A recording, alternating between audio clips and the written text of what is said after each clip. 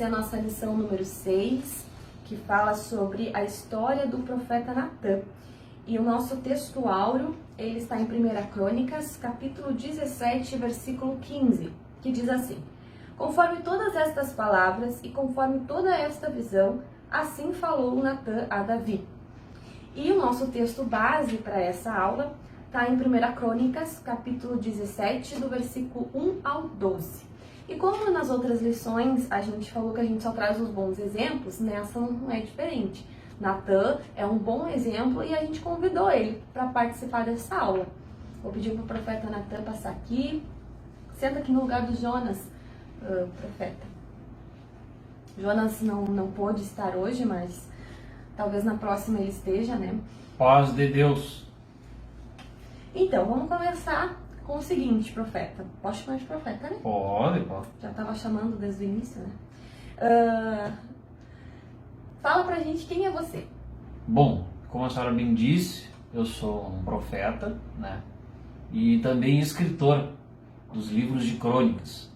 E também amigo da monarquia, dos reis, principalmente dois, que é o rei Davi e o rei Salomão, né? Que bom, então o senhor tinha essa ligação, né, com a monarquia. Sim, eu participava muito. Como conselheiro, profeta, Exatamente. Escrevia, né, como o senhor falou, a história. Boa parte também da história dos relatos de Davi, o senhor escreveu, hoje de escrever, né? Sim. Eu também soube, profeta Natã, que o senhor participou da organização do culto. Exatamente, que até então não se tinha o povo queria adorar, né? Queria participar do culto, não somente levar as oferendas a Deus, seus sacrifícios feitos pelos sacerdotes. Então eu tive a iniciativa, né? Nós então começamos a organizar entre os levitas como é que deveria ser o culto, né? Exato. E deveria haver uma ordem, porque por mais que o povo quisesse, né, adorar a Deus, o povo fazia como sentia, né? E não era assim que Deus queria. Então por isso que o Senhor, junto com outros, ajudou a fazer essa organização. Né?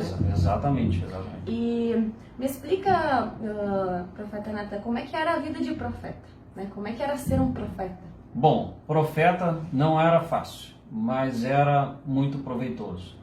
Como assim? Tudo que nós falávamos vinha da parte direta de Deus. Não era sobre estudo nosso, não era fruto de estudo da nossa parte, não era uma boa oratória, não. Era somente direção de Deus. Deus nos dirigia aquilo que nós deveríamos falar. E a profecia, ela consistia em nós falarmos de eventos futuros, né? E também de eventos no presente. Coisas, né? do dia a dia? Coisas do dia a dia, revelando pecados escondidos e outras coisas. Né? Do povo, como também dos reis? Exatamente, como da monarquia em geral. Eu vi que... Para manter o povo na linha. Entendi. Então existiam profecias boas, né, de bênçãos, mas também existia profecias que faziam o povo voltar, no caso, aos caminhos de Deus. Exatamente. E a profecia, ela tem, né, essa função de consolação, de edificação e de exortação. Então, é basicamente isso que o Senhor fazia naquela época. Isso. Né? E nada além também. Sim, era somente isso. E então, profeta Natã, eu estava lendo a sua história e eu vi que o Senhor participou, né, de uma situação, Deus usou o Senhor para participar de uma situação com o rei Davi. Um pouco, né, eu vou usar a palavra confronto, que o Senhor teve que dar com Davi por causa de um pecado. Exatamente. Essa foi uma história muito complicada, mas Deus deu a direção. Eu vou explicar como é que foi. Eu estava um dia na minha casa e Deus havia falado comigo, né? Com um profeta que sou, ele havia falado que Davi havia cometido um pecado muito grave. Deus mostrou para o Senhor. Isso, mostrou para mim. E falou que eu tinha que dizer para Davi que ele estava errado. Eu tinha que contar para ele. Então Davi estava fazendo isso escondido? Exatamente, era um pecado escondido, que na concepção dele ninguém iria saber. Mas o Todo-Poderoso sabia. Então, Deus me revelou que Davi havia tido relacionamento extraconjugal, né, fora do seu casamento. havia se engraçado, digamos assim, com uma moça que também era casada, que era a esposa de um dos seus soldados mais valentes e mais valorosos, o nome era Urias. Ah, a esposa dele é Betseba, né? Exatamente, essa mesmo, essa mesmo. Então o que acontece? E ela veio a engravidar. Só que o que acontece? Davi não poderia trazer esse escândalo para ele, para o seu reinado. O que ele fez? Urias estava na batalha, ele trouxe Urias de volta. Ele montou um plano. Ele montou um plano, ele arquitetou um plano. Ele trouxe Urias de volta da batalha para que a Urias se deitasse com a sua esposa, né? Ah, para parecer que o filho era... Exatamente, a irmã entendeu. Sacanagem. A irmã entendeu tudo. Então foi tudo arquitetado assim. Ele pensou que ninguém iria saber. Mas aconteceu o contrário. Ele chamou Urias da batalha. Urias, em vez de ir para a sua casa ter com a sua esposa, ele pegou e o que aconteceu? Ele não foi. E Davi pegou e mandou ele de volta para frente da batalha, para morrer, para ser morto, né, na batalha. Então foi isso que aconteceu. Acabou morrendo, né? Acabou morrendo, né, perdendo a sua vida, e foi isso que aconteceu. E aí o senhor teve a incumbência pela parte de Deus de falar isso. De ir lá falar para ele, exatamente. E como é que o senhor vai chegar para um rei falando que, olha, você pecou? Pensa só, eu estava numa situação difícil, porque ninguém confronta um rei, né? Então eu peguei o que fiz, Deus me deu sabedoria, cheguei, né, lá na frente de Davi. Pois é, Davi, como é que está? Tudo bem? Conversamos um pouco. Então cheguei ao assunto pertinente. Comecei falando uma história para ele, contando uma historinha. Uma história, através de uma história. Deus me deu sabedoria para que eu pudesse chegar ao ponto que eu queria chegar. Eu comecei a contar uma história. Falei assim: Davi, certa feita tinha um fazendeiro que havia muitas ovelhas, um pastor de ovelhas. Ele continha muitas ovelhas, ele era rico. E seu vizinho tinha apenas uma, mas que ele cuidava de todo o coração, era tudo para ele.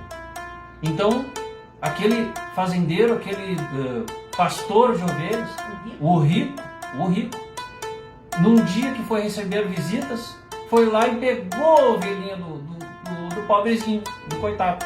Aquele que só tinha uma? Só tinha uma, exatamente. Foi lá e pegou aquela ovelha para ele, sacrificou, matou, comeu tudo. E Davi ficou furioso, porque ele era, antes de ser rei, pastor de ovelhas. Ah, é verdade. Então ele sentiu no seu coração uma ira, que a primeira coisa que ele falou: esse senhor rico deve ser morto. Ele deve ser morto, esse pastor deve ser morto. Entende? Então, naquele momento ele já havia decretado a sentença para ele mesmo. Então eu falei: pois é exatamente o que tu fizeste. O Senhor revelou o pecado para ele. E aí e o que aconteceu com Davi? Depois que ele soube que o Senhor já sabia do pecado dele e que ele mesmo tinha decretado, né, através da parábola que o Senhor contou para ele, que ele mesmo tinha decretado a própria sentença, o que aconteceu com ele? Ah, ele se arrependeu muito. Ah, ele se arrependeu? Se arrependeu. É que normalmente a pessoa fica brava, né, quando é arrependido. Não, ele se arrependeu, ele percebeu o erro que havia cometido.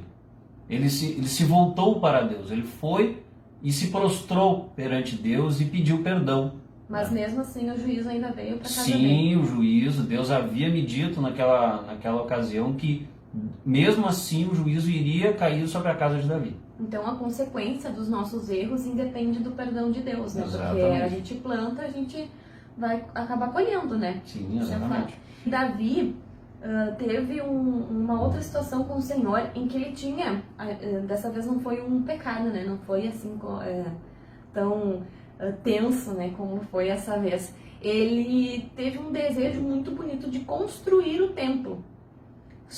E aí aconteceu uma situação ali entre o Senhor e ele que deu uma coisa errada ali que aconteceu. No momento que ele falou para mim, Davi contou o desejo do seu coração.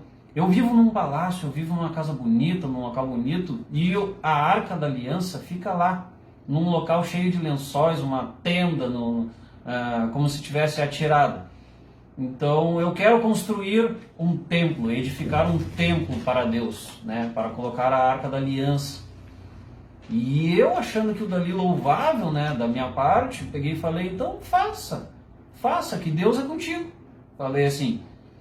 Só que mal sabia eu que não era a vontade de Deus. Mas era um desejo bom, né? Era um desejo bom, era um desejo muito louvável dele. Só que não foi a vontade de Deus. E por que isso? Porque logo naquela mesma noite, Deus revelou para mim, através de profecia, falou para mim que Davi havia sangue em suas mãos. Porque ele havia travado muitas batalhas para poder reunir o povo de novo.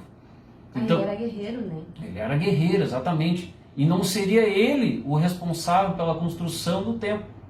Seria o seu filho, Salomão, que viria após ele, que teria essa grande tarefa de construir o templo. E como é que foi para o Senhor chegar lá para Davi depois de ter dito, ó, Davi, vai lá, teu desejo é bom e tal, Deus é contigo, chegar lá e dizer, então, Deus é contigo, mas não vai ser você. Como é que foi assim? É outra explicação que tive que dar para ele, né? Mas veio... Deus me deu sabedoria. Deu sabedoria, exatamente, deu tudo certo, Davi compreendeu. Apesar de ficar um pouco triste, né? Porque ele tinha uma vontade boa, mas não era a vontade de Deus. Mas ele entendeu qual era a vontade do Senhor. Sim, exatamente. E conforme eu li a história, a profeta Natan, eu vi como o que o Senhor escreveu, né? Como Deus falou contigo.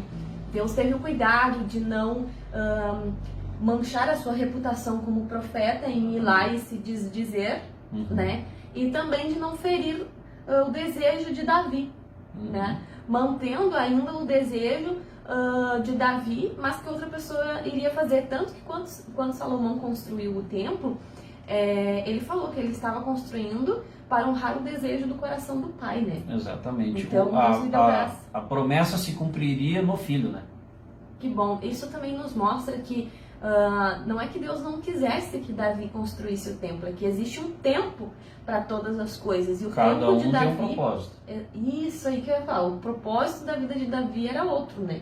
E Deus lhe usou para poder passar isso para Davi sem que ele se entristecesse. Né? O propósito era que Davi iria unir o povo, né? Que estava disperso após as guerras. E deixa eu lhe fazer uma última pergunta assim para a gente encerrar, profeta. Hoje, por exemplo, a gente tem muitos jovens e muitos irmãos que têm desejos muito bons de fazer muitas coisas para Deus na igreja, né? Mas qual conselho que o senhor tem para dar? Porque muitas vezes são desejos bons, mas às vezes, por algum motivo, né, por alguma circunstância, às vezes não dá muito certo. Então eu queria ver qual conselho que o senhor dá pra gente. Eu digo que coloque na presença de Deus. E Ele vai tomar a iniciativa de falar para você se é da vontade dele ou não. Converse com o seu pastor, com o seu líder, né? E ele vai direcionar, Deus vai direcionar a resposta para você. Assim como fez o Senhor com Davi. Exatamente. Ele vai usar o seu servo para falar contigo. Então, essa é a nossa lição de hoje, né? Que fala Natan falando aquilo que Deus quer. Então, a gente vê que não é fácil a gente entender e a gente ser sensível à voz de Deus, mas também não é impossível.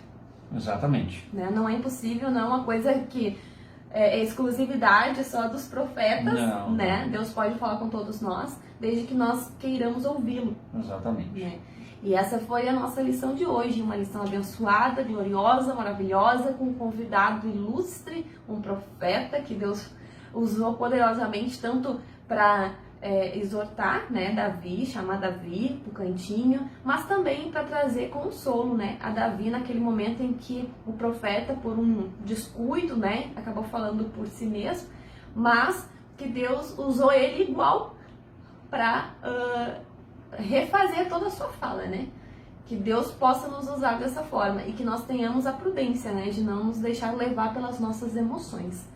Né? Exatamente. Queria pedir, profeta, se tu podes orar por nós? Com certeza, com certeza. Curva a sua cabeça. Pai querido, Deus tremendo, te agradecemos por mais este momento único na tua presença. Obrigado por tudo que tens feito. Te peço que abençoe a vida dos teus filhos. Abençoe essa semana que se inicia e guarde a cada um deles.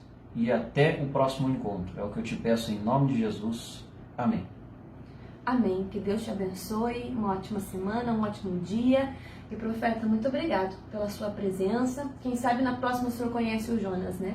Ele é uma bênção, coisa mais querida. Eu acredito. Já ouvi falar muito dele. É um amor. Amo ele.